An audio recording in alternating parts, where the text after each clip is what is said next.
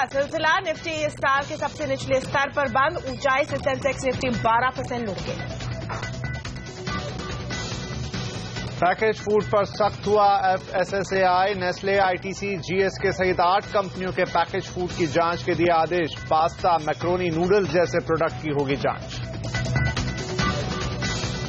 Tata steel के Europe operations को लगा तगड़ा झटका। पेंशन मुद्दे पर कंपनी की यूके यूनियन के कर्मचारी 22 जून से जाएंगे हड़ताल पर।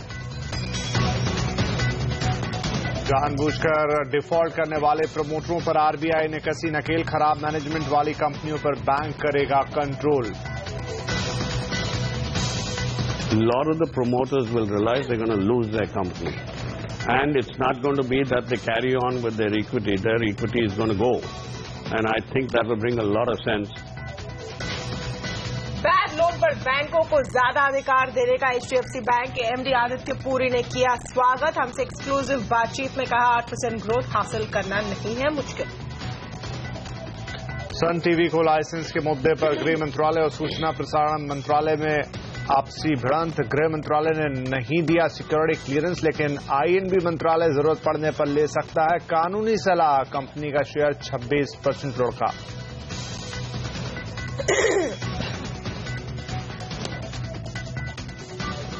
शादीशुदा महिलाओं के आधा किलो तक सोना जमा करने पर नहीं होगी पूछताछ। गोल्ड मोनेटाइजेशन स्कीम के तहत सोने के डिपॉजिट को बढ़ावा देने के लिए जोड़ा जा सकता है ये नियम। CNBC आवाज एक्सक्लूसिव। नीतीश कुमार जी मुख्यमंत्री के उम्मीदवार होंगे बिहार पर। नीतीश होंगे जनता परिवार बिहार मुख्यमंत्री पद के उम्मीदवार। मुलायम की मध्यस्थता के बाद राजी हुए लालू। बोले मैं नीतीश एक ही परिवार के। हम नीतीश एक ही परिवार के, एक ही घर से अलग थलग सब लोग निकले हुए हम लोग। नमस्कार, आप देख रहे हैं आवाज एट 9। मैं हूं तमन्ना इनामदार दत्ता। नमस्कार, आपके साथ मैं हूं विपिन भट्ट। आगे बढ़े उससे पहले कुछ और सुर्खियां।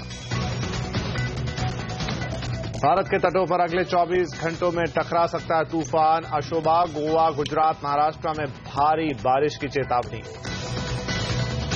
आजम खान और कल्बे जवाद की लड़ाई में लगा लखनऊ के ऐतिहासिक इमामबाड़े पे ताला। शिया वक्फ बोर्ड पर कब्जे को लेकर छिड़ी जंग। टूरिस्ट ने किया प्रदर्शन।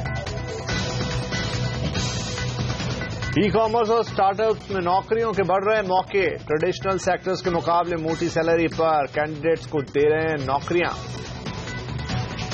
और कॉम्पैक्ट SUV सेगमेंट हुआ और हॉट। Hyundai 21 जुलाई को लॉन्च करेगी क्रेटा। 8 से 10 लाख रुपए हो सकती है कीमत।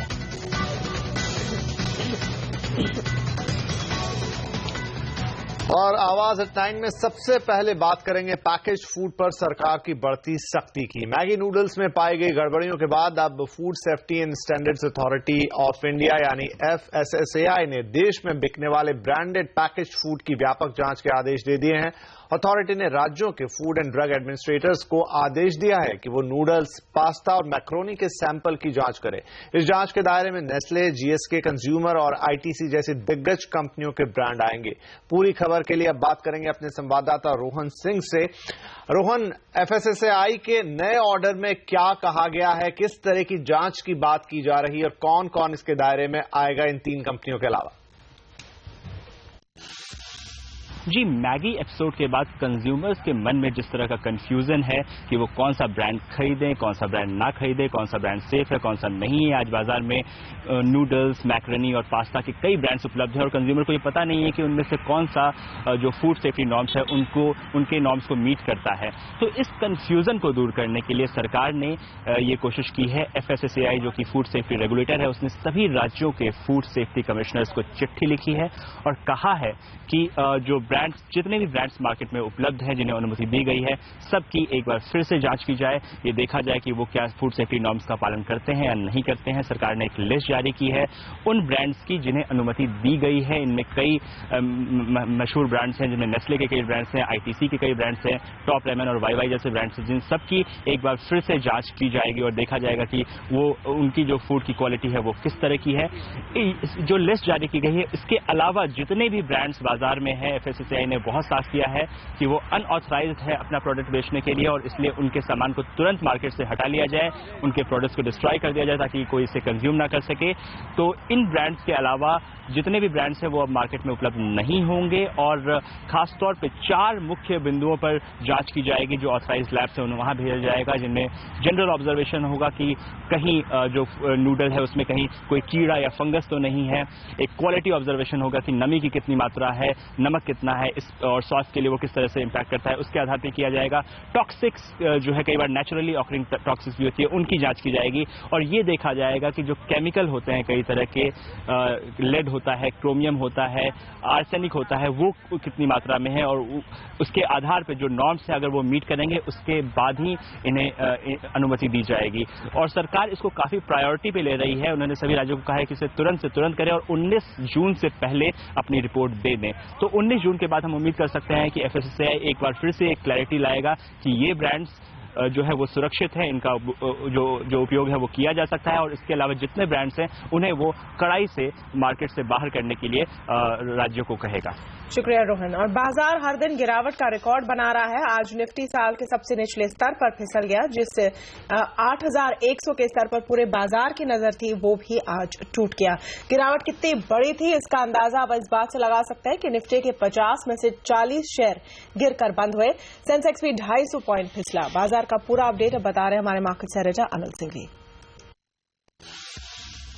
8100 के आसपास निफ्टी ने सुबह शुरुआत की और शुरुआती कारोबार में थोड़ा सा बाजार स्टेबल सा होता हुआ नजर आया, लेकिन शुरुआती मिनटों के बाद फिर जो कमजोरी का सिलसिला शुरू हुआ, बाजार उसके बाद कभी 8100 के पार निकल नहीं पाया और लगातार कमजोरी बढ़ती हुई दिखी। मिड सेशन में थोड़ी सी कमजोरी बढ़ती हुई नजर आई और फाइनली रिकवरी की एक कोशिश होती दिखी, लेकिन आखिरी मिनटों में फिर से तेज बिकवाली का दबाव और दिन के लो पॉइंट के आसपास लगभग 0.1% नीचे सेंसेक्स और निफ्टी बंद होते हुए दिखे। लेकिन असली दिक्कत दिखी मिड कैप स्मॉल कैप शेयरों में, यहां पर काफी तेज मार पड़ती हुई दिखी और आप मिड कैप इंडेक्स को देखिए, यहां पर 1.5% से ज्यादा का कट आता हुआ दिखा। छोटे शेयर भी कमजोर थे और यही वजह थी कि गिरने वाले शेयरों की तादाद काफी ज्यादा थी मजबूत शेयरों के मुकाबले में, यानी कि एडवांस डिक्लाइन रेशियो बेहद बुरा, 1000 से ज्यादा शेयर कमजोर। बैंक निफ्टी भी कमजोरी के साथ ही आज बंद होता हुआ नजर आया। लेकिन असली प्रेशर बना बाजार पर पीएसयू बैंक से। आप दिग्गज पीएसयू बैंक्स को देखिए, पीएनबी, बीओबी, एसबीआई जैसे शेयर काफी तेजी से गिरे, लेकिन मिड कैप स्पेस में OBC, bank of India, union, Canara, ये सारे स्टॉक से जो 4 से 6% नीचे बंद हुए। मेटल शेयरों में भी तेज गिरावट थी, खासतौर से वेदांता, टाटा स्टील जैसे शेयरों में आज मार पड़ती हुई नजर आई। ऑयल एंड गैस स्पेस के शेयर जो कि अच्छा वजन रखते हैं अपना बाजार में, कैन इंडिया, रिलायंस जैसे दिग्गजों में बीपीसीएल में भी आज तेज गिरावट नजर आई। एफएमसीजी शेयरों में काफी तेज गिरावट थी, नेस्ले ने इसे लीड किया। जो खबरें लगातार नेस्ले के लिए आती दिख रही, सरकार अब हर्जाना मांग सकती है मैगी वाले मामले पर, इसके बाद 7% स्टॉक टूट गया। लीवर, इमामी, डाबर जैसे शेयर भी कमजोरी के साथ बंद हुए। वहीं फार्मा शेयरों में भी सन सिप्ला कमजोरी के साथ बंद हुए और वोखार्ड में एक 200 बोतल्स दवा की रिकॉल की गई अमेरिका में। इस खबर के बाद स्टॉक पर 4% की मार पड़ी। विवीमेड 20% के लोअर सर्किट पर बंद हुआ। अदानी ग्रुप के शेयर फिर से कमजोर थे, डीमर्जर या यूं कहें कि स्कीम ऑफ अरेंजमेंट के बाद से कमजोरी का रुझान बरकरार है। अदानी एंटरप्राइजेज आज 14% टूट गया। खबरों के दम पर एक्शन, सन टीवी जहां पर इनके 33 चैनल के लिए लाइसेंस रिन्यूअल पर सवालिया निशान उठ रहे हैं, शायद न हो। इस खबर के बाद 22% की तेज मार पड़ती हुई दिखी। गोदरेज इंडस्ट्रीज में एक प्लांट में आग लगने की खबर के बाद यहां पर स्टॉक पर मार पड़ी, हालांकि स्टॉक लोअर लेवल से रिकवरी भी हुआ। स्टील के कुछ प्रोडक्ट्स पर इंपोर्ट ड्यूटी बढ़ाए जाने की खबर के बाद घरेलू स्टील कंपनियों को फायदा होते हुए दिखा। जेएसएल स्टेनलेस 5% चढ़कर बंद हुआ। इरोस इंटरनेशनल, हालांकि मैनेजमेंट ने खंडन किया कि वो डीलिस्टिंग के बारे में सोच रहे हैं, लेकिन उसके बावजूद स्टॉक इन खबरों के दम पर 13% ऊपर जाकर बंद हुआ। इनके अलावा दिग्गजों में जो नुकसान दिखा, इंडसइंड बैंक, एचडीएफसी, टाटा मोटर्स, बेल जैसे शेयर कमजोर थे। वहीं मजबूत शेयरों में बजाज ऑटो, टाटा पावर, एनएमडीसी जैसे शेयर हरे निशान में क्लोज होने में कामयाब रहे आज के सेशन में। तो ये थे आज के बाजारों का हाल और बाजार में भारी गिरावट की आशंका अभी भी बनी हुई है और निफ्टी 7800 तक भी जा सकता है, ये मानना है एलारा कैपिटल के एमडी हरेंद्र कुमार का। उन्होंने बाजार में स्थिरता आने पर पैसे लगाने की सलाह दी है। हमें लगता है कि 8000 और 8100 के लेवल पे मार्केट बहुत दिन रह चुका है और उसको ऊपर ही सपोर्ट नहीं मिल रहा है, तो ज्यादातर ट्रेंड अभी नीचे ही जाएगा। तो हमें लगता है कि 7800 एक अच्छी लेवल है जहां पर इन्वेस्टर्स को रीलुक करना चाहिए। तो फिलहाल हमें लगता है कि ट्रेंड डाउनवर्ड है, उसमें लीड करेगा बैंकिंग जो थोड़ी बहुत और वीक नजर कर रही है, तो मार्केट का एक ड्रिफ्ट डाउन का ही ट्रेंड है। ग्लोबल बाजारों में पैसा लगाने के लिए निवेशक अभी भी दुविधा में हैं। पैसिफिक एडवाइजर्स की पुनीता कुमार का मानना है कि अब भारतीय बाजार सभी निवेशकों को आकर्षित कर रहे हैं। चाइनीज गवर्नमेंट ईजिंग कर रही है, बट स्लो डाउन तो उधर भी है, तो इसलिए वहां के वैल्यूएशन जो है बहुत अट्रैक्टिव अभी नहीं लग रहे। तो मोमेंटम है, लिक्विडिटी है, कब तक फॉरेन इन्वेस्टर्स वहां पर पैसा डालते रहेंगे ये थोड़ा डिफिकल्ट है कहना, क्योंकि फंडामेंटल सपोर्ट इतना स्ट्रांग नहीं है। हाँ, और इंडिया में अब वैल्यूएशंस क्योंकि इम्प्रूव हो रही है एज मार्केट हैज फॉलन, तो जो लॉन्ग टर्म इन्वेस्टर्स हैं वो शायद इस मार्केट में उनको अट्रैक्टिव अपॉर्चुनिटीज दिख सकती हैं। हालांकि कोई शॉर्ट टर्म कैटलिस्ट अभी नहीं है। बाजार में गिरावट का सिलसिला लगातार बना हुआ है, लेकिन ऐसे में आपके लिए निवेश का बेहतर मौका हो सकता है, ये कहना दिग्गज फंड मैनेजर्स का। कब सुधरेगी कंपनियों की हालत और कहां है निवेश के मौके, आइए जानते हैं फंड मैनेजर्स का फंडा। Short term is genuinely uncertain in equities, and most of us, whenever we have tried to guess the markets, more often we have been wrong. Having said that, I feel the way economy is moving, the way things are looking out, and I think over 6 months, 1 year period, to my mind, the downside is quite limited, in my opinion. I think equities are a good, promising asset class with a 1, 2, 3 year view, but I would not urge people to invest in equities with a very short term. Today, if you look at the large caps, they are reasonably valued. And even the quality large caps, which we used to be very negative on, and some of them in the pharma and consumer space, some of them have corrected pretty significantly. So I would say that if investors are genuinely worried about downside, they should choose either balanced kind of funds or choose large cap funds, and not choose funds which can go substantially into mid and small cap.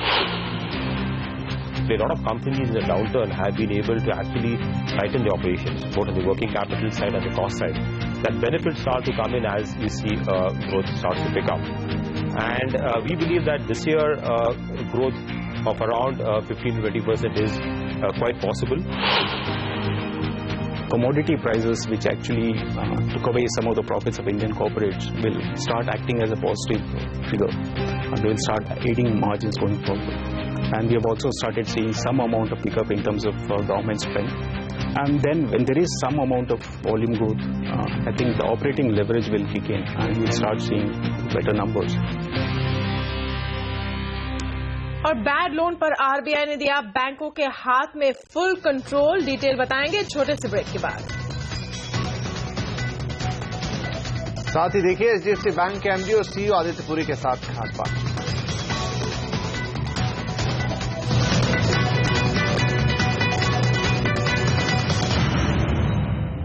Bad loan यानी डूबने वाला कर्ज, उसे लेकर reserve bank of India ने बैंकों को ज्यादा अधिकार देने का फैसला किया है। आरबीआई ने बैंकों को सशक्त बनाते हुए उन्हें अनुमति दी है कि अगर प्रमोटर कर्ज की किस्त चुकाने में डिफॉल्ट करते हैं तो वो कंपनियों के कर्ज को इक्विटी में बदल सकते हैं। इस खबर पर और जानकारी के लिए अब हम बात करेंगे अपनी सहयोगी हर्षदा सावंत से। हर्षदा, बैंकों के लिए आरबीआई की इस मंजूरी का, इस फैसले का क्या महत्व है? एक बहुत बड़ी राहत मिलेगी बैंक्स को, क्योंकि आपको याद होगा पिछले साल दिसंबर में आरबीआई गवर्नर ने ऐसे संकेत दिए थे कि आरबीआई अब इस पर काफी ठोस कदम उठाने वाला है। उन्होंने कहा था ऐसे इंस्टेंसेस पाए गए हैं जहां पर प्रोमोटर्स जानबूझकर लोन्स चुका नहीं रहे हैं या फिर रिकवरी की प्रोसेस में बाधा डाल रहे हैं, और उसी पर एक बड़ा कदम आरबीआई ने फाइनली लिया है।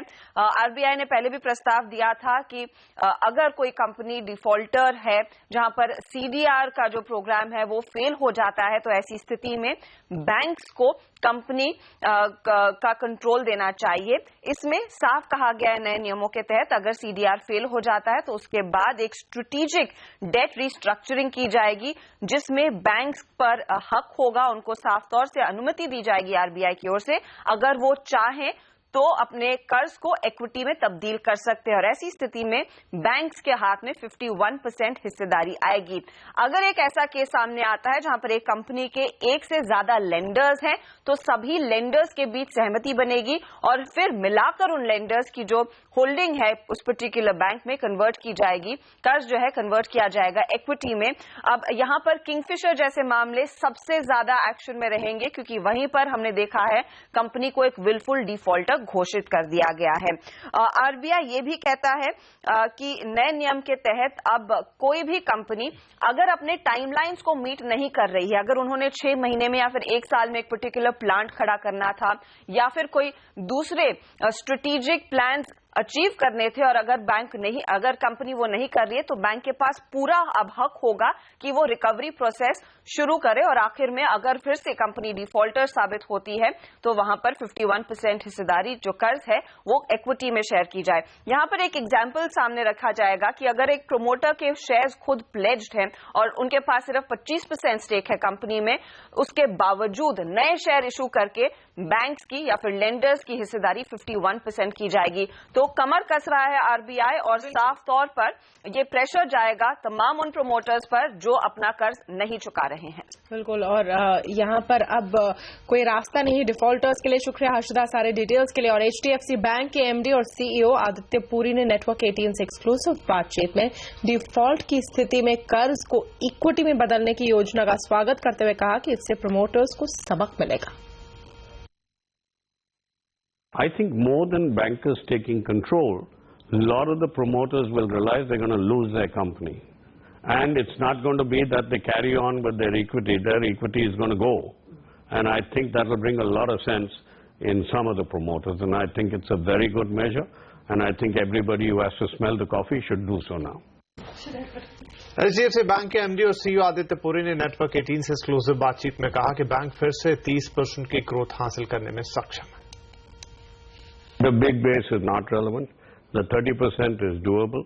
I think the way, and that requires a certain rate of GDP growth, obviously close to the 8 plus. And I'm talking about the old GDP. The new numbers I'm still coming to. So am I confident that India will reach that growth rate? The answer is yes. Am I confident that the bank will not lose market share but will gain market share? More than confident. I would say you probably get another 25 basis cut before December. So that's a very major step. Have the seeding of Aadhaar accounts grown exponentially? I think yes. Have we got the mines functioning? Yes. Have some of the projects gone? Yes. Do some projects can a little more be done? I would say yes. But have some of the power projects and have we sorted out the auction issues? I would say yes. I'm very convinced on the rail plan that expenditure will come in. Will the government start spending? I think they've started spending in April, and I would recommend that they spend a little more because everybody said the same thing, that a bit of government expenditure and public sector coming in with projects will change the sentiment. I would say come third or fourth quarter of this year, you would see a far more optimistic scenario. सरकार gold monetization scheme के तहत KYC यानी know your customer के नियमों में छूट दे सकती है। सूत्रों से मिली जानकारी के मुताबिक इस स्कीम में महिलाओं को खास छूट देने का प्रस्ताव है। किस तरह की छूट मिलेगी बता रहे हैं हमारे दिल्ली ब्यूरो चीफ लक्ष्मण रॉय। घरों में पड़े सोने के गहने और सोने के बेहतर इस्तेमाल के लिए सरकार गोल्ड डिपॉजिट स्कीम की शर्तें काफी आसान करने वाली है। सूत्रों के मुताबिक वित्त मंत्रालय जिस गोल्ड मोनेटाइजेशन स्कीम को तैयार कर रही है उसके तहत केवाईसी नियमों में बड़ी छूट दी जा सकती है। खास तौर से महिलाएं अगर आधा किलो तक सोना या सोने के गहने जमा करती हैं तो उन्हें केवाईसी के अधिकांश नियमों में छूट मिलेगी। अगर लड़कियां 250 ग्राम तक और पुरुष 100 ग्राम तक सोना जमा करते हैं तो उन्हें भी इस छूट का फायदा मिलेगा। यानी इसमें नाम पते के अलावा कोई ज्यादा जानकारी नहीं मांगी जाएगी। सूत्रों के मुताबिक सरकार इस प्रस्ताव पर भी विचार कर रही है कि इस स्कीम के तहत अगर कोई निवेशक ज्यादा मात्रा में सोना जमा कराता है तो इनकम टैक्स के नियमों के तहत उसकी छानबीन न की जाए। इन तमाम छूट देने का मकसद ज्यादा से ज्यादा निवेशकों को इस स्कीम से जोड़ना है। इस स्कीम के ड्राफ्ट पर काफी लोगों ने जो सुझाव दिए हैं उससे भी ऐसा लगता है कि वो केवाईसी नॉर्म्स के पक्ष में ज्यादा नहीं है। कई लोगों ने सोना या गहने जमा करते वक्त उसकी खरीद की रसीद की शर्त नहीं जोड़ने के भी सुझाव दिए हैं। इसके अलावा ब्याज दरों को लेकर भी निवेशक काफी सतर्क हैं। कम से कम 1 या 2% रिटर्न देने पर निवेशक शायद ही इस स्कीम को अपनाएं। गोल्ड लोन अगर बाहर से इंपोर्ट करके दिया जाता है तो उसके ऊपर एक रेट होता है, वो तकरीबन 3.5-4% का होता है। तो मैं उम्मीद करूंगा 2% बैंक 2% प्लस जरूर दे जो उनको गोल्ड डिपॉजिट कराते हैं। 2% प्लस होने से ये मुझे लगता है कि लोगों को इसमें इंटरेस्ट आ जाएगा। और साथ ही उसके साथ में मैं चाहूंगा कि सरकार इसको टैक्स का भी बेनिफिट दे, इंसेंटिव दे। हालांकि निवेशकों को लुभाने के लिए इस गोल्ड मोनेटाइजेशन स्कीम के तहत दूसरी गोल्ड डिपॉजिट स्कीम्स की तरह इनकम टैक्स और कैपिटल गेन्स टैक्स में छूट दिए जाने का प्रस्ताव है। 30 ग्राम तक सोना जमा करने की भी छूट देने का प्रस्ताव है। हालांकि अभी इस स्कीम पर लोगों की तरफ से आए सुझावों की समीक्षा की जा रही है। अगले कुछ महीनों में इसे लॉन्च किए जाने की संभावना है। लक्ष्मण रॉय, दिल्ली। और 22 जून से टाटा स्टील की यूके यूनिट में हड़ताल। पूरी खबर आपको बताएंगे ब्रेक के उस पार। साथ ही दिखाएंगे सन टीवी पर कैसे आए दो मंत्रालय आमने सामने। बने रहिए हमारे साथ।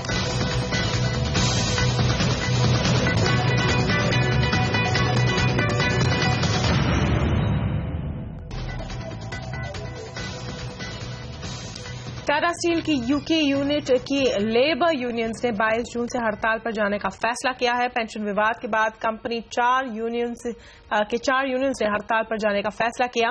पूरी डिटेल्स के लिए बात करते हैं हमारी संवाददाता कृतिका सक्सेना से। कृतिका, टाटा स्टील की यूके यूनिट के कर्मचारियों ने हड़ताल पर जाने का जो फैसला लिया है, आखिर टकराव क्या है और क्या कंपनी के पास इसे टालने का कोई मौका है?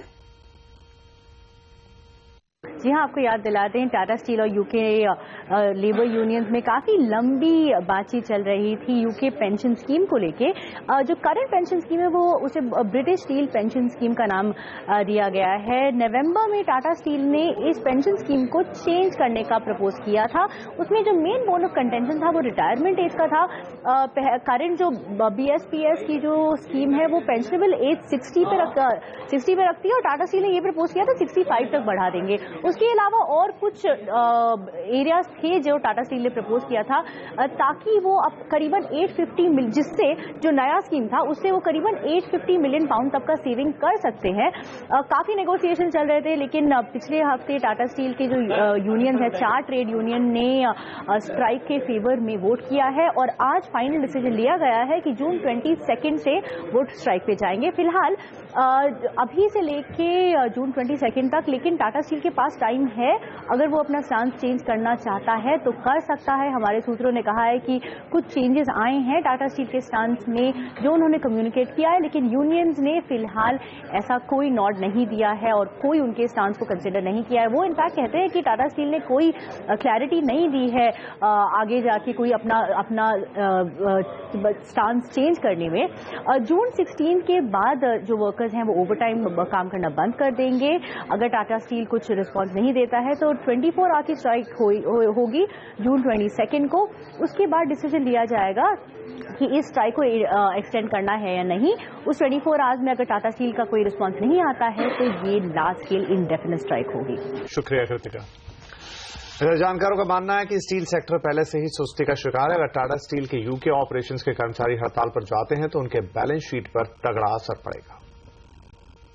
स्लो डाउन तो निश्चित रूप से है, प्लस ये जो खबर आई है पेंशन वाली और जो स्ट्राइक वाली, उसका भी एक असर पड़ेगा क्योंकि कोरस जो था वो पहले भी कोई बहुत मेजर प्रॉफिटेबिलिटी नहीं बना रहा था, कहीं ना कहीं लॉसेज ही थे बैलेंस शीट पे। तो ओवरऑल थोड़ा और डेंट पड़ सकता है टाटा स्टील की बैलेंस शीट पे इनके जो इंटरनेशनल सब्सिडीज को इस प्रॉब्लम को चलते हुए। वेदांत ग्रुप एक और रिस्ट्रक्चरिंग की तैयारी कर रहा है। नेटवर्क 18 को सूत्रों से एक्सक्लूसिव खबर मिली है कि वेदांता और कैन इंडिया का मर्जर हो सकता है। अगले कुछ दिनों में वेदांता और कैन इंडिया के बोर्ड की बैठक हो सकती है। मैनेजमेंट ने इस मामले को JM financial bank of Merrill Lynch और टैक्स एक्सपर्ट्स से बातचीत की है। इस पर कैन इंडिया के बोर्ड से मंजूरी के बाद स्वैप रेशियो पर चर्चा होगी। सन टीवी के लाइसेंस रिन्यू किए जाने के मुद्दे पर सूचना प्रसारण मंत्रालय और गृह मंत्रालय आमने सामने आ गए हैं। जहां एक तरफ गृह मंत्रालय ने सन टीवी नेटवर्क के 33 चैनलों को सुरक्षा मंजूरी देने से इनकार कर दिया है, वहीं दूसरी तरफ सूचना प्रसारण मंत्रालय के सूत्रों का कहना है कि कंपनी पर मनमाने ढंग से जबरन कार्रवाई नहीं की जा सकती और जरूरत पड़ने पर वो कानूनी सलाह भी ले सकता है। इस खबर पर पूरी जानकारी के लिए चलते हैं अपने संवाददाता दीपक साहू के पास। दीपक, सन टीवी के मुद्दे पर दोनों मंत्रालय भिड़ते हुए लग रहे हैं और क्या डिटेल्स है आपके पास, किन मुद्दों पर यहां तनाव बढ़ रहा है? जी देखिए, बिल्कुल जो भी अब साइनेट टीवी पर इस पूरे मसले में जो कार्रवाई होनी है वो सूचना एवं प्रसारण मंत्रालय को ही ये कार्रवाई करनी है। लेकिन हमें जो सोर्सेज से ये जानकारी मिल रही है कि सूचना एवं प्रसारण मंत्रालय दोबारा एक बार एक फ्रेश राउंड ऑफ डिस्कशन गृह मंत्रालय के साथ करेगा इस पूरे मुद्दे पर कि जो 33 चैनल्स की जो सिक्योरिटी क्लियरेंस यहाँ पर गृह मंत्रालय ने देने से मना कर दिया इस पूरे मुद्दे पर। इसके अलावा सोर्सेज में ये भी बता रहे हैं कि सूचना एवं प्रसारण मंत्रालय ने इस पूरे मुद्दे पर कानून मंत्रालय से राय मांगी है, उसके बाद ही एक तरह से 1 या 2 दिनों के अंदर यहाँ पर फाइनल डिसीजन लेने की बात हो रही है। इसके अलावा तीसरा पहलू यहाँ पर यह भी निकल के आ रहा है कि सोर्सेज आईएनबी मिनिस्ट्री के हमें ये बता रहे हैं कि उनका ये भी कहना है कि होम मिनिस्ट्री का चूंकि ऑर्डर फाइनल है और 2 बार रिव्यू के बाद ये दूसरी बार एक तरह से रिव्यू आया है, तो इसको भी रेस्पेक्ट करने की एक तरह से मजबूरी यहाँ पर आईएनबी मिनिस्ट्री की है। तो देखना हमें होगा कि एक तरह से फाइनल एक्शन यहाँ पर जो रिवोक लाइसेंस रिवोक की बात हो रही है वो एक तरह से फाइनल गाज यहाँ पर सन टीवी पर जरूर गिर सकती है और फाइनली जो है सन टीवी को यहाँ पर कोर्ट के दरवाजे खटखटाने पड़ सकते हैं। शुक्रिया दीपक। और मुंबई वासियों के लिए अच्छी खबर है, पर्यावरण मंत्रालय ने कोस्टल रोड को मंजूरी दे दी है। 35 किलोमीटर लंबी कोस्टल रोड उत्तर भारत को दक्षिण भारत से जोड़ेगी। रोड की लागत 8,500 करोड़ होने की उम्मीद है। इसके लिए ड्राफ्ट नोटिफिकेशन 15 जून तक आने की संभावना है, जबकि फाइनल नोटिफिकेशन 15 अगस्त तक आ सकती है। महाराष्ट्र सरकार ने पिछले हफ्ते ही नेदरलैंड सरकार के साथ कोस्टल रोड और मेट्रो रेल प्रोजेक्ट में तकनीकी मदद के लिए एमओयू पर हस्ताक्षर किए थे। महाराष्ट्र के मुख्यमंत्री देवेंद्र फडणवीस ने कोस्टल रोड को ग्रीन क्लियरेंस पर खुशी जताते हुए कहा कि ये रोड मुंबई को इंफ्रास्ट्रक्चर के नए स्तर पर ले जाएगी।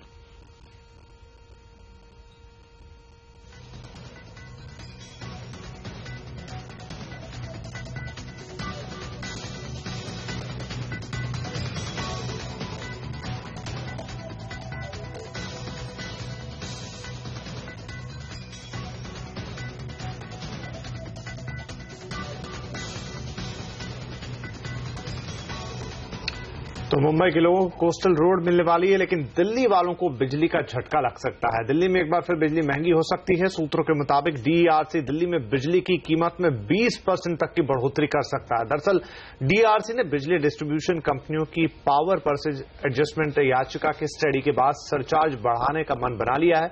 यह फैसला डीईआरसी अगले 1-2 दिन में ही सुना सकती है। नए सरचार्ज पर फैसला लेने के लिए अपीलेट ट्रिब्यूनल ने डीईआरसी को 3 महीने का वक्त दिया था, जिसकी मियाद 15 जून को खत्म हो रही है। यही वजह है कि इसी हफ्ते दिल्ली में पावर टैरिफ के बढ़ने की घोषणा हो सकती है।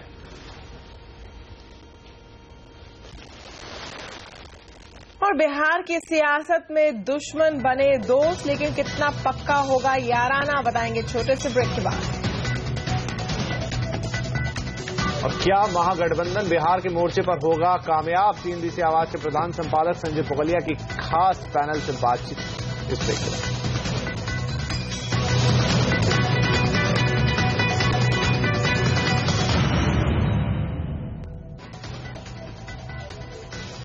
नीतीश कुमार बिहार में जनता परिवार की ओर से मुख्यमंत्री पद के उम्मीदवार होंगे। जनता परिवार के गठबंधन में कांग्रेस भी शामिल होगी। लालू यादव की मौजूदगी में मुलायम सिंह यादव ने साफ कर दिया कि आने वाले बिहार चुनावों में नीतीश कुमार ही मुख्यमंत्री का चेहरा होंगे। इसके बाद लालू यादव ने भी कहा कि नीतीश कुमार के साथ उनके मतभेद की खबरें सरासर गलत हैं। नीतीश कुमार जी मुख्यमंत्री के उम्मीदवार होंगे बिहार से, और लालू जी और नीतीश कुमार जी, शरद यादव और भी जाएंगे, हम भी जाएंगे, रावपाल भी जाएंगे। लेकिन मैं लालू प्रसाद जी को विशेष धन्यवाद देते हैं कि उन्होंने मुख्यमंत्री के लिए नीतीश कुमार जी का नाम पेश किया है। सांप्रदायिक ताकतों का फंड, नौजवानों के साथ धोखा, किसानों के साथ धोखा, काला धन का ये बोल के निकल जाना कि ये जुमला था। लाख विरोध के बावजूद नीतीश कुमार की सरकार में बहुत संक्षेप में मैं आपको एड्रेस कर रहा हूं। हम नीतीश एक ही परिवार के एक ही घर से अलग थलग सब लोग निकले हुए हम लोग हैं। मतभेद हम लोग का रहा है, लड़ाई भी रही है, एक दूसरे पर आरोप प्रत्यारोप हम लोग करते रहे हैं।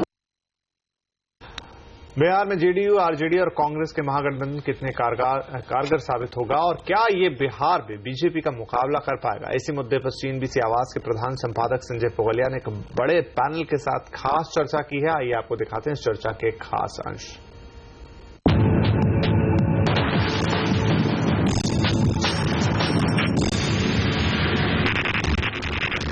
अकबर साहब, आपसे सवाल यह है कि एक एनालिसिस ये हो सकता है कि नीतीश बाबू ने पॉलिटिकली गलती कर दी थी, जो पिछले दिनों चीजें हुई कि मोदी जी के बारे में एक पोजीशन ली, फिर मांझी को लाए, मांझी जी ने दगा किया, अब उसके बाद वापस आए हैं। तो जो एक उभरते हुए नेता के रूप में उनकी छवि थी, गवर्नेंस की जो एक छाप थी, उसको कहीं चोट लगी है। दूसरा एनालिसिस ये हो सकता है कि जिस तरीके से वो सिद्धांतों पर अड़े रहे, उसके कारण वो एक मैग्नेट बन सकते हैं और बीजेपी का बिहार में जनाधार एक बहुत बढ़ने के बाद भी एक जगह रुकता है और बाइपोलर बनाने पर खतरा तो है। तो Nitish led bipolar election serious challenge BJP के लिए है, इसको तो स्वीकार करना चाहिए। देखिए, एक दो कई बातें मैं सुन रहा था, नीरजा जी की सुन रहा था, जो मनोज जी की सुन रहा था। एक बात मैं आपको याद दिला दूं, जो बीजेपी का एक्सपेंशन हुआ है ना, वो एक्सपेंशन का एक बहुत बड़ा कारण है कि बैकवर्ड वोट उठ के बीजेपी के साथ जुड़ा है और ये नरेंद्र मोदी जी के नेतृत्व में उनके कारण जुड़ा है। एक दूसरी बात, सबसे बड़ी जो समस्या है, दूसरी बात मैं कह दूं, फिर बाद में तीसरी बात कहूंगा कि ये जो अभी आंकड़े आप देख रहे हैं उसमें से कांग्रेस गायब है। तो हमें मान के चलना पड़ेगा कि कांग्रेस या तो सीट नहीं लड़ेगी या उसको इस गठबंधन में शायद 10-15 सीट मिल जाए, उससे ज्यादा नहीं मिल सकता है, और एनसीपी को तो वो भी नहीं मिलेगा। तो ये अगर मानने को तैयार है कांग्रेस पार्टी तो ठीक है, अच्छी बात है। कांग्रेस वैसे भी दफना दी गई है, तो फिर एक और कफन लग जाए। तीसरी बात जो प्रॉब्लम है इस गठबंधन में वो ये है कि जेडीयू ये लालू जी के पास पार्टी है लेकिन चीफ मिनिस्टर नहीं है, और नीतीश जी के पास चीफ मिनिस्टर है लेकिन पार्टी नहीं है। ये एक बहुत डिसफंक्शनल रियलिटी वहां की जो जमीन की सच्चाई है वो ये बन गई है, और इसीलिए जो टेंशन्स उभर रहे हैं ना, वो टेंशन्स इसी कारण। ये एक इंटरेस्टिंग पॉइंट आपने बताया। अगर ये जी कैसी त्यागी जी, अगर दोनों के पास अगर लालू जी के पास अगर खुद चीफ मिनिस्टर बनने की वो लीगली स्थिति में होते तो फिर अलायंस नहीं होता, और नीतीश जी के पास अगर उतनी जबरदस्त पार्टी है जैसे लालू जी के पास है तो फिर वो भी स्थिति में नहीं है। लेकिन ये जो है दुल्हा जा रहे हैं ब्याह करने और हर बात किसी और का घोड़ा चाहिए, तो ये जो है ये प्रॉब्लम क्रिएट कर सकता है। बिल्कुल, और दुल्हे और घोड़े के साथ एक छोटा बच्चा पीछे बैठाते हैं दुल्हे के। तो त्यागी जी, एमजे अकबर साहब ने जो सुझाव दिया है वो ये है कांग्रेस है कि जो कांग्रेस जो बच्चा है ये 0 सन्नाटा है, इनको कोई टिकट नहीं देना चाहिए। ये डील आपकी क्लियर हो गई है कि नहीं? कांग्रेस आपको नैतिक समर्थन दे, कोई टिकट न मांगे बिहार में, साफ कीजिए। अकबर हमारी दलों की एकता और उसको विकास को लेकर चिंतित है। मैं थोड़ी इनकी चिंता बढ़ाना चाहता हूं कि अपनी किरण बेदी का नाम भी वहां पे बताएंगे, क्योंकि दिल्ली में भी देखिए दिल्ली म्युनिसिपैलिटी चुनाव था सर, उसको छोड़ दीजिए। आप ये बताइए, कांग्रेस इस पर तैयार है ना कि वो लड़ेगी नहीं बिहार में? नहीं, बर्बाद हो जाएगी। नहीं, प्रधानमंत्री ने कहा था कि दिल्ली देश का दिल है, तो दिल्ली जीत करके और किरण बेदी के नेतृत्व में 3 सीट पाकर के। त्यागी जी, पास्ट टेंस छोड़िए ना, फ्यूचर का बताइए। कांग्रेस बिना टिकट लिए आपको समर्थन देने को तैयार है कि नहीं? नहीं, मैं अकबर से पूछना चाहता हूं कि नीतीश कुमार के मुकाबले पर क्या मुख्यमंत्री का उम्मीदवार वहां पर नरेंद्र मोदी होंगे, सुशील मोदी होंगे? क्योंकि सुशील मोदी का जब नाम आया वेंकैया नायडू जी के जरिए तो गिरिराज सिंह जी का बयान आ गया कि बिल्कुल हमारा उम्मीदवार जिस सिर्फ फुटबॉल का जिक्र अकबर हमारे लिए देखिए नहीं अकबर, देखिए आप उनके सवाल को डक कर रहे हैं। उन्होंने एक इंपॉर्टेंट बात कही कि नई दौर की बीजेपी के पास बैकवर्ड और पिछड़े वोट आने लगे हैं। इस सच्चाई से आप इनकार नहीं कर सकते, इसका जवाब दीजिए। ये एमजे अकबर की थोड़ी है। जिस पार्टी के प्रवक्ता ये हैं उसका कहना है कि हम जाति धर्म की राजनीति में यकीन नहीं करते। ये जो हिंदू धर्म के अंदर बंटवारे की भाषा है ये एमजे अकबर की है। वो तो कहते हैं समूचा हिंदू समाज ही हमारा है। आजकल दलितों के प्रति भी उनकी भावनाएं जागी हुई हैं। जिनके नेता अरुण शौरी ने पीछे मेरे किताब लिखी हुई है वर्शिपिंग द फॉल्स गॉड। तो अकबर जी आपके लिखे हुए हमारे पास लिखे रहते हैं, ये भी आप लोगों को वक्तव्य देते समय ध्यान रखना चाहिए। जैसे बीजेपी नहीं पुरानी बात तो छोड़िए सर, आप तो मेरे सवालों को त्यागी जी आप इतना साफ बोलते हैं, आप आज मेरे सवालों को डक करने के लिए अकबर साहब की पुरानी बातों पर जा रहे हैं। मैं फिर से एक सवाल पूछूंगा, हमको ये सबूत चाहिए आपसे। आप कह रहे हैं जन दबाव के कारण बनाया है, नेता की छवि के कारण नहीं बनाया है। मनोज जी ने बहुत अच्छे से आर्टिकुलेट किया उसको।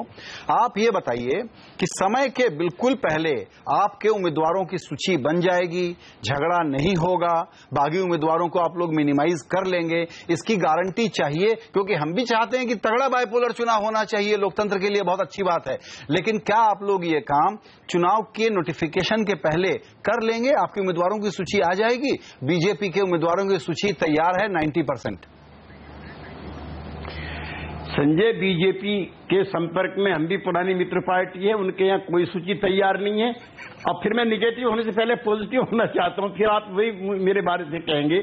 कल से हमारी पार्टी और आरजेडी की मीटिंग है पहली, जिसमें उम्मीदवारों के चयन की प्रक्रिया शुरू होगी।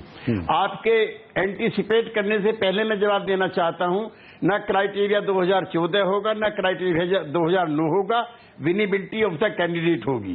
और होपफुली 15 दिन के अंदर हम उम्मीदवारों का चयन करने में कामयाब हो जाएंगे। और अब भारतीय जनता पार्टी के सामने चुनौती होगी, उनका कौन किरण बेदी होगी, एलजेपी को कितनी सीट मिलेगी, मुझको पता है।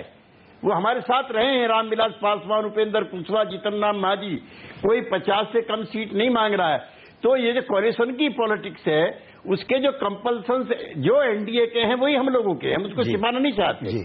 हमने तो अपने ओवरकम कर लिए। और संजय आप, मैं ये वो छोटा सवाल नहीं है जो मैं कह रहा हूं आपसे, ये बताएं इनकी किरण बेदी कौन है बिहार के अंदर?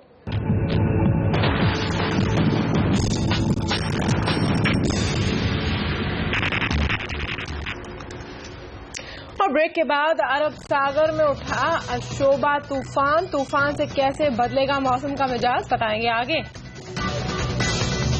प्रयोग पर मचा सियासी संग्राम, छोटे से ब्रेक के बाद ये भी देखिए।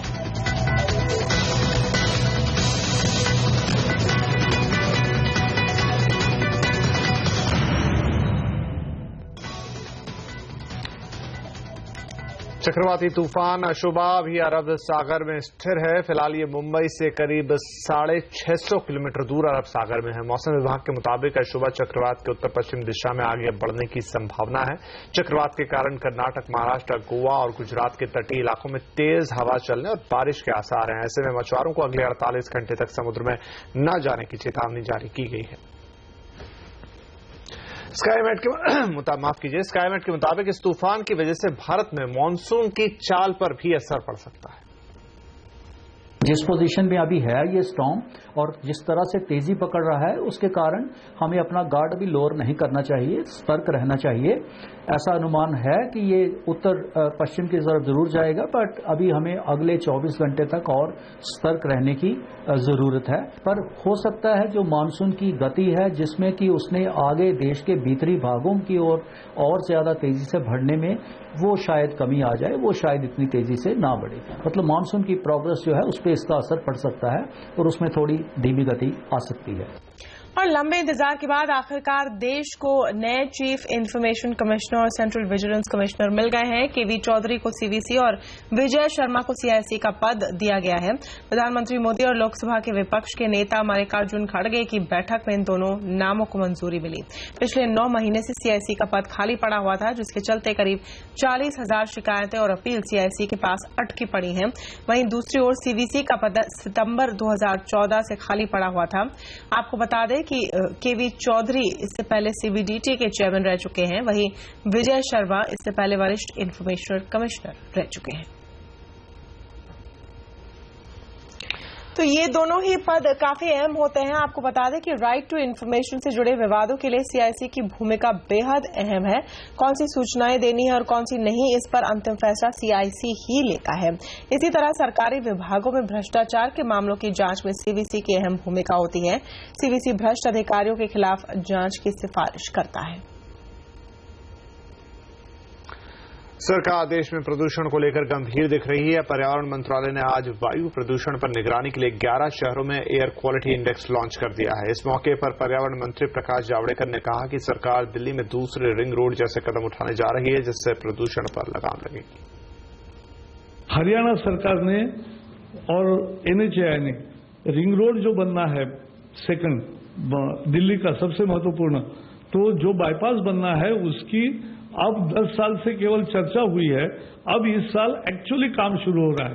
तो इसलिए आने वाले 2 साल में दिल्ली में जिनको नहीं आना है ऐसे वाहन दिल्ली में नहीं आएंगे, ये व्यवस्था कायम होगी।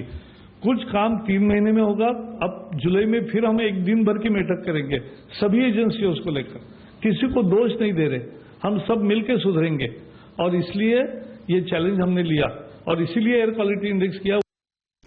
और किस राज्य में बिजनेस करना सबसे आसान है, किस राज्य में सबसे मुश्किल, ये पता लगाना अब काफी आसान होगा। केंद्र सरकार हर राज्य की रैंकिंग करने जा रही है। इसके लिए department of industrial policy and promotion यानी DIPP ने राज्यों से ईज ऑफ डूइंग बिजनेस से जुड़े 285 मुद्दों पर सवाल पूछे हैं, जिसमें कारोबार शुरू करने, जमीन का आवंटन, पर्यावरण विभाग की मंजूरी, लेबर कानून और टैक्स सिस्टम शामिल है। Central board of direct taxes यानी CBDT ने साफ कर दिया है कि टैक्स चोरी के बड़े मामलों में ही कड़ी कार्रवाई की जा रही है। CBDT के मुताबिक बड़े टैक्स चोरों के खिलाफ सख्ती से ही ईमानदार टैक्स पेयर के साथ न्याय किया जा सकता है। टैक्स बोर्ड का यह भी मानना है कि सख्ती से टैक्स चोरी की घटनाओं पर रोक भी लगेगी। बोर्ड ने साफ साफ कहा है कि बारीकी से जांच के बाद जो भी टैक्स चोरी का बड़ा मामला पाया जा रहा है, वहां सिर्फ छापे मारकर या टैक्स वसूल कर सकती नहीं दिखाई जा सकती। टैक्स चोरी पर लगाम के लिए ऐसे मामलों में इनकम टैक्स कानून के तहत जुर्माना लगाने और मुकदमा चलाने की भी जरूरत है। और उत्तर प्रदेश की राजधानी लखनऊ में शिया वक्फ बोर्ड के चुनाव पर उठे विवाद के बाद इमाम बाड़े पर विरोध स्वरूप ताला लगा दिया गया है। दरअसल शिया वक्फ बोर्ड का कुछ दिन पहले चुनाव हुआ था। इसमें जो पक्ष जीता था उसे यूपी सरकार के मंत्री आजम खान का समर्थन हासिल था। शिया धर्मगुरु कल्बे जवाद का कहना है कि ये सब गलत तरीके से हुआ और आजम वक्फ बोर्ड में दखल दे रहे हैं, जिसके चलते कल्बे जवाद के समर्थकों ने इमाम बाड़े पर ताला लगा दिया। इसी इमाम बाड़े में मशहूर भूल भलैया भी है। हालांकि इस सबका खामियाजा पर्यटकों को भुगतना पड़ रहा है। उन्होंने प्रदर्शन भी किया। उधर प्रशासन का दावा है कि वो मामले का हल निकालने में जुटे हैं। केंद्रीय मानव संसाधन विकास मंत्री स्मृति ईरानी ने शिक्षा के भगवाकरण के आरोपों को सिरे से खारिज कर दिया। यही नहीं, स्मृति ने योग को लेकर मचे बवाल पर भी बोलते हुए कहा कि जिसे दुनिया के सभी देशों ने पहचाना है, उसे लेकर देश में ही कुछ लोग बेवजह विरोध कर रहे हैं। और केंद्र सरकार के स्कूलों में योग को अनिवार्य किए जाने के फैसले के खिलाफ मुस्लिम पर्सनल लॉ बोर्ड ने मोर्चा खोल दिया है।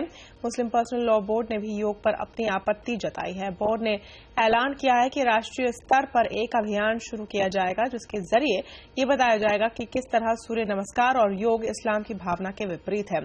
लॉ बोर्ड इस संबंध में प्रधानमंत्री नरेंद्र मोदी से मुलाकात करने की भी तैयारी में है।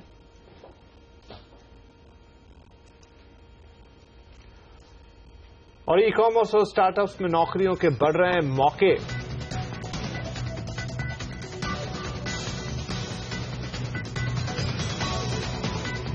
साथ ही एसयूवी के दीवानों को बताएंगे hyundai की नई क्रेटा की खास बात। छोटे से ब्रेक बाद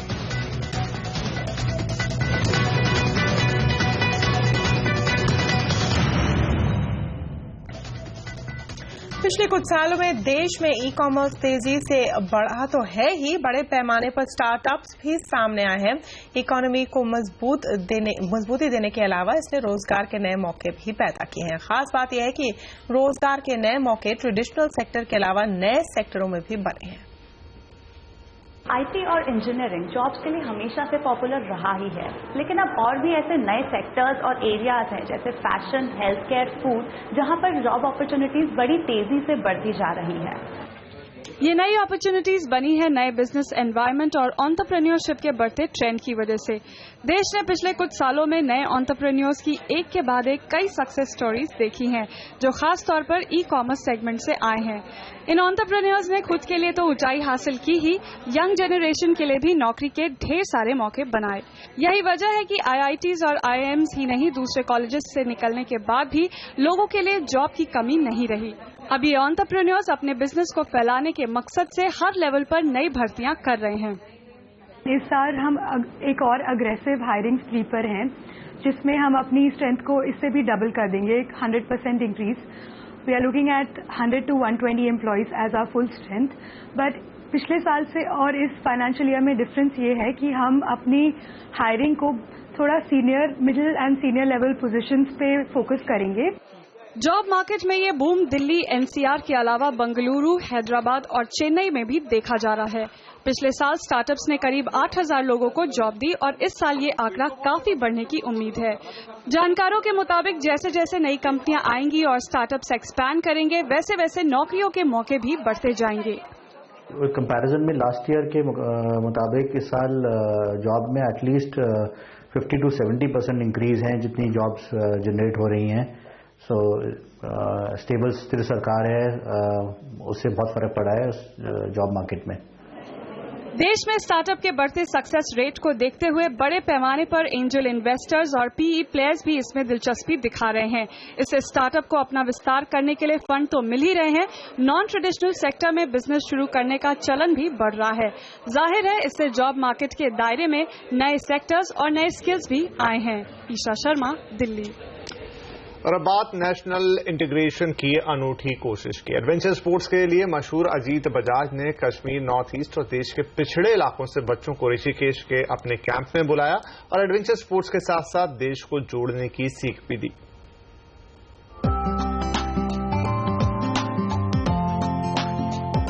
इनमें से कोई बच्चा कश्मीर का है तो कोई इम्फाल का तो कोई छत्तीसगढ़ का। एक हफ्ते पहले तक ये एक दूसरे को जानते भी नहीं थे, लेकिन आज ये सभी अच्छे दोस्त हैं। देश के अलग अलग इलाकों से इन बच्चों को एक खास अभियान के तहत इकट्ठा किया गया है, देश को जोड़ने का अभियान। प्लेनेट हार्मनी नाम की इस पहल में देश भर से आए 36 बच्चों ने एक सप्ताह ऋषिकेश में एक साथ बिताया और एक दूसरे से काफी कुछ सीखा भी। पहले लगा कि बहुत मुश्किल होगा, छत्तीसगढ़ से लोग आ रहे हैं, मणिपाल से लोग आ रहे हैं, पर जब अपना दिल खोल से उनसे बात करी तो बहुत अच्छा रिलेशनशिप बन गया उनके साथ। हमने पहले सोचा था हम एक दूसरे से बात कैसे करेंगे, बट फिर कुछ ना कुछ करा के हम लोग बहुत अच्छे से जेल हो गए और मेरे को लगता है ये बहुत ही ज़्यादा ज़रूरी था, क्योंकि अब एक यूनिटी वाली फीलिंग आती है कि हम सब लोग एक साथ हैं। लैंग्वेज कोई बैरियर नहीं था हम लोगों के लिए, जेस्चर्स, एक्सप्रेशंस, एक्शंस, एक दूसरे की हेल्प करना, वो हम लोगों ने इस ट्रिप से सीखा। एक हफ्ते में बच्चों को एडवेंचर स्पोर्ट्स के साथ ही लाइफ स्किल्स की जानकारी भी देने की कोशिश की गई। बच्चों ने एडवेंचर स्पोर्ट्स के साथ ही लीडरशिप क्वालिटीज भी सीखी। बच्चों में दोस्ती की भावना को बढ़ाने की इस कोशिश को सफल बनाया अजीत बजाज ने। अजीत एक ही साल में नॉर्थ पोल और साउथ पोल की यात्रा करने वाले पहले भारतीय हैं। इस कैंप के आयोजन के पीछे अजीत का मकसद बच्चों को एडवेंचर स्पोर्ट्स के जरिए राष्ट्रीय एकता का सबक देना रहा। सबसे पहला तो यही है कि यही बच्चे जो हमारे हैं ये इस मैसेज को पूरे देश में फैलाएंगे। They are all going to be doing projects which is to do with national integration. Adventure training के जरिए राष्ट्रीय एकता और दोस्ती का सबक सीख चुके ये बच्चे अब इस संदेश को पूरे देश में फैलाना चाहते हैं। रोहन सिंह, दिल्ली।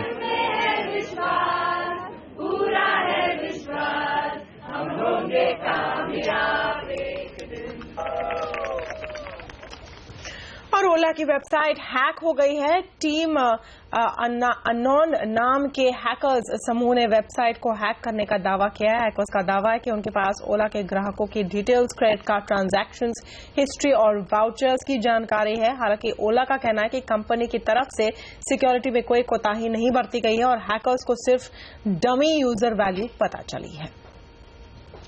देश में कॉम्पैक्ट एसयूवी का मार्केट हॉट होता जा रहा है। लंबे इंतजार के बाद अब हुंडई भी इसमें उतरने जा रही है और वो भी तय डेडलाइन से करीब 2 महीने पहले। हुंडई 21 जुलाई को अपना कॉम्पैक्ट एसयूवी क्रेटा लॉन्च करेगी। कंपनी इस पर काफी वक्त से काम कर रही है। क्रेटा को कंपनी ने एक नए प्लेटफॉर्म पर बनाया है और भारत में इसका ग्लोबल लॉन्च होने वाला है। क्रेटा का design basic DNA i20 elite जैसा फ्लूडिक ही होगा। सेफ्टी के लिहाज से भी इस कार में एबीएस, ईवीडी के साथ 4 एयरबैग भी होंगे। माना जा रहा है कि क्रेटा में पेट्रोल और डीजल दोनों इंजन ऑप्शन मिलेंगे। हुंडई क्रेटा का सीधा मुकाबला फोर्ड की इको स्पोर्ट से होगा। रेनो डस्टर और टेरेनो खरीदने वाले भी इससे अट्रैक्ट हो सकते हैं। कंपनी का कहना है कि इसकी कीमत काफी कॉम्पिटिटिव रखी जाएगी। उम्मीद है कि इसकी कीमत 8 से 10 लाख के बीच होगी। हम इसको एडवांस कर पाए करीब करीब जो है 2 महीने के ऊपर। अब हमारी कोशिश यही होगी कि हम किसी तरीके से जो है इसको जो है जल्दी से जल्दी अपने कस्टमर्स को प्रोवाइड कर पाएं, जिससे कि जो फेस्टिवल्स जो ओनम से स्टार्ट होते हैं साउथ इंडिया में, फिर गणेश चतुर्थी आती है महाराष्ट्र में और अपवर्ड्स आकर के जो है ईस्ट में दुर्गा पूजा और नॉर्थ में नवरात्रि, इन दौरान अपने कस्टमर्स को ये ऑप्शन दे पाएं। आवाज एट 9 में आज के लिए इतना ही। कल आपसे फिर मुलाकात करेंगे, तब तक के लिए नमस्कार।